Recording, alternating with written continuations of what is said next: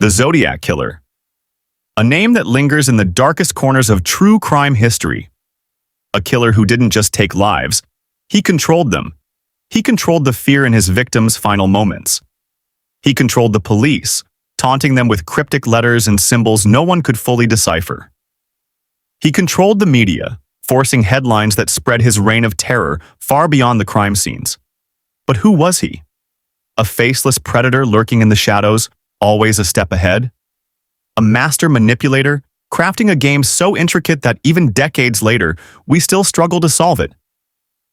In this deep dive, we explore the mind of a true mastermind, the Zodiac Killer.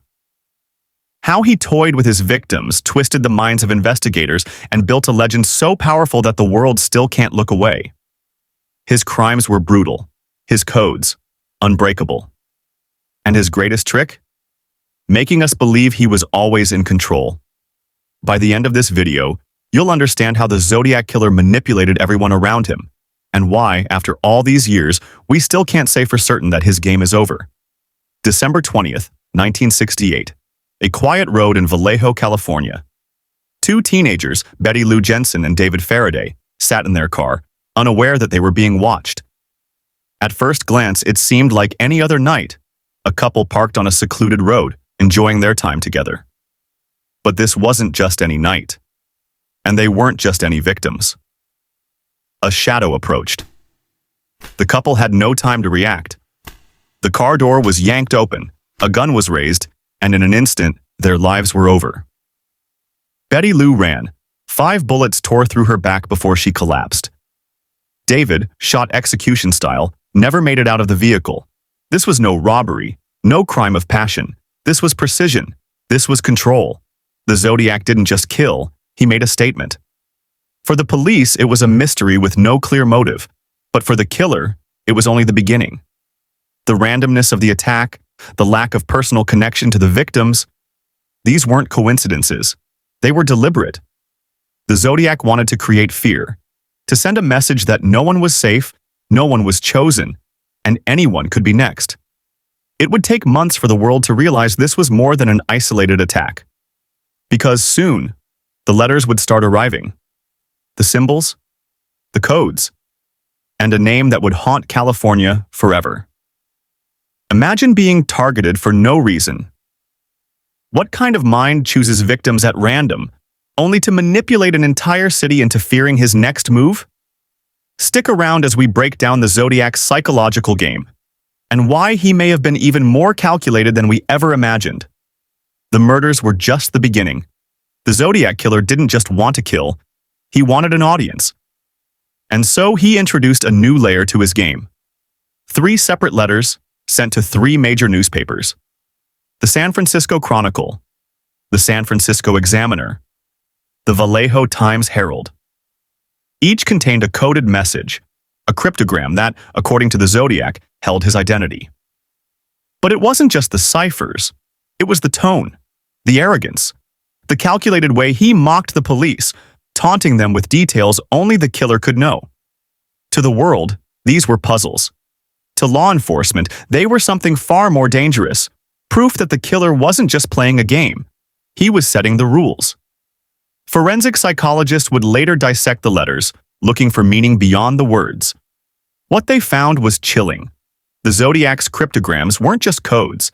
They were acts of psychological warfare. He wasn't just challenging detectives.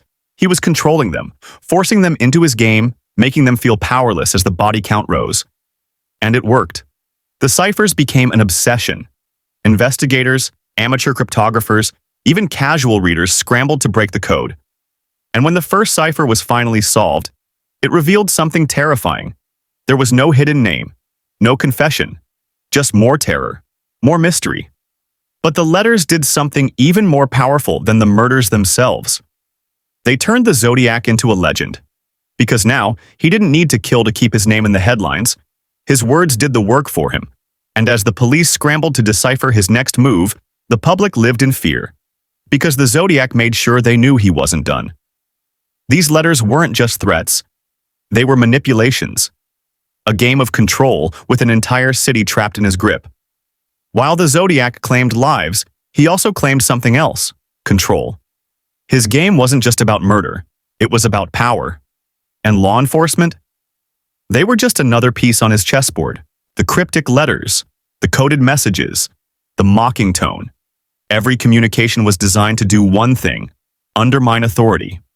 He didn't just taunt the police, he manipulated them, forced them to play by his rules. Each time the Zodiac wrote, he made sure the world was watching. He challenged investigators, daring them to break his codes. He ridiculed their failures, teased them with supposed clues, and with every unsolved cipher, his legend grew. For the men assigned to the case, it was more than frustration. It was psychological warfare. Each letter reinforced a chilling truth. He was still out there, still watching, still in control. Experts would later analyze the Zodiac's messages, searching for signs of his psyche. What they found painted a disturbing picture. This wasn't the work of a man consumed by rage. This was calculated, methodical. A person who took pleasure in not just the act of killing, but in the reaction it created. His letters revealed something even more terrifying than his murders: his need for dominance. He fed off the headlines, the panic, the helplessness of those hunting him. It was never just about the victims. It was about the power of knowing that nobody could stop him. The Zodiac was playing a dangerous game, and the police? They were his audience. Could they ever catch him? Or was his true goal always to watch them fail? Fear. It spreads faster than any bullet, more powerful than any weapon. And for the Zodiac, fear was his greatest tool.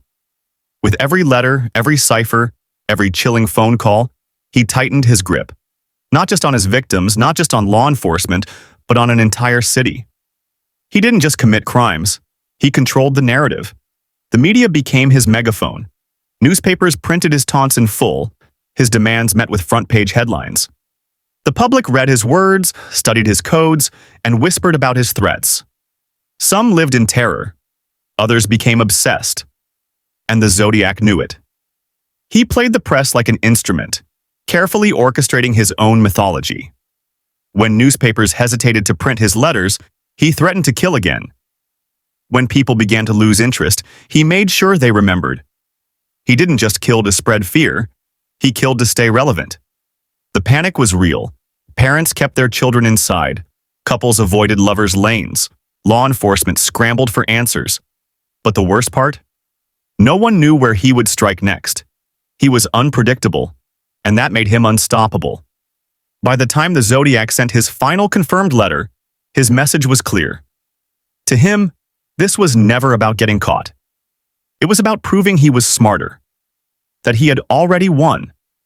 The Zodiac had manipulated the system, twisted the media into his personal stage, and etched his name into history. But was he really just trying to kill? Or was he building something much bigger, his own legend? Let's look at his final known letter, and its chilling promise. The Zodiac Killer thrived on control.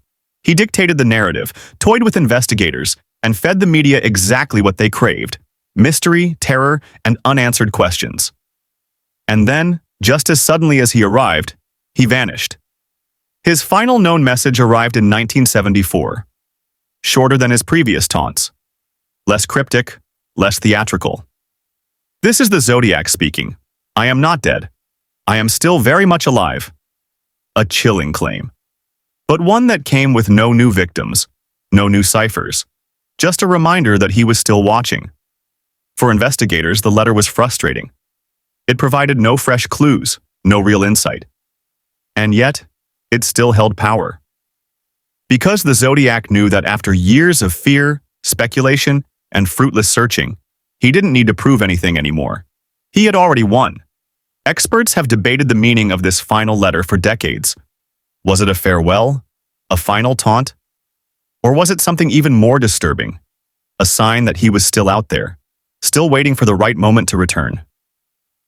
Some believe the Zodiac grew tired of the game, that he had played with law enforcement long enough and simply stepped back, content with his legacy of fear. Others argue that he never truly stopped, that his silence wasn't an end, but an evolution, a shift into the shadows where his crimes would no longer be recognized as his own. If the Zodiac was truly finished, why did his name continue to resurface? Why did new theories, new suspects, and new letters emerge over the years? Did he really disappear? Or is he still out there, waiting for his next move? What do you think his final letter meant?